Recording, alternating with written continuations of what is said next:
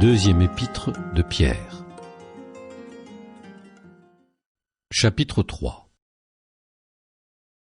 Bien-aimés, c'est déjà la deuxième lettre que je vous écris.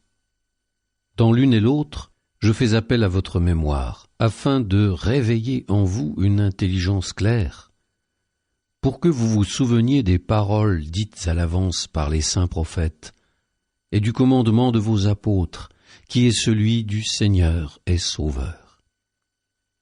Sachez d'abord que dans les derniers jours, des moqueurs viendront avec leurs moqueries, allant au gré de leur convoitise, et disant « Où en est la promesse de son avènement ?» En effet, depuis que les pères se sont endormis dans la mort, tout reste pareil depuis le début de la création. En prétendant cela, ils oublient que jadis il y avait des cieux, ainsi qu'une terre sortie de l'eau et constituée au milieu de l'eau grâce à la parole de Dieu. Par ces mêmes éléments, le monde d'alors périt dans les eaux du déluge. Mais les cieux et la terre de maintenant, la même parole, les réserve et les garde pour le feu, en vue du jour où les hommes impies seront jugés et périront. Bien-aimés, il est une chose qui ne doit pas vous échapper. Pour le Seigneur, un seul jour est comme 1000 ans, et 1000 ans sont comme un seul jour. Le Seigneur ne tarde pas à tenir sa promesse, alors que certains prétendent qu'il a du retard. Au contraire, il prend patience envers vous, car il ne veut pas en laisser quelques-uns se perdre, mais il veut que tous parviennent à la conversion. Cependant, le jour du Seigneur viendra comme un voleur. Alors les cieux disparaîtront avec fracas. Les éléments embrasés seront dissous. La terre, avec tout ce qu'on a fait ici-bas, ne pourra y échapper.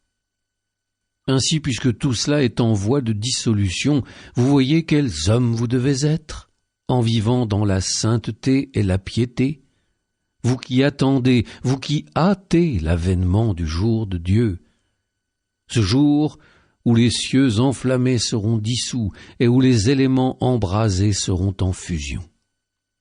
Car ce que nous attendons, selon la promesse du Seigneur, c'est un ciel nouveau et une terre nouvelle où résidera la justice.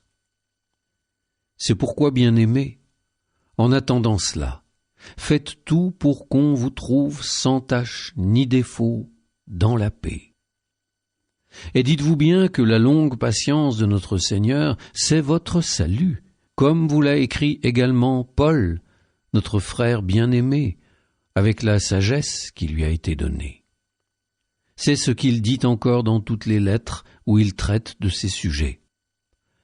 On y trouve des textes difficiles à comprendre, que torturent des gens sans instruction et sans solidité, comme ils le font pour le reste des Écritures.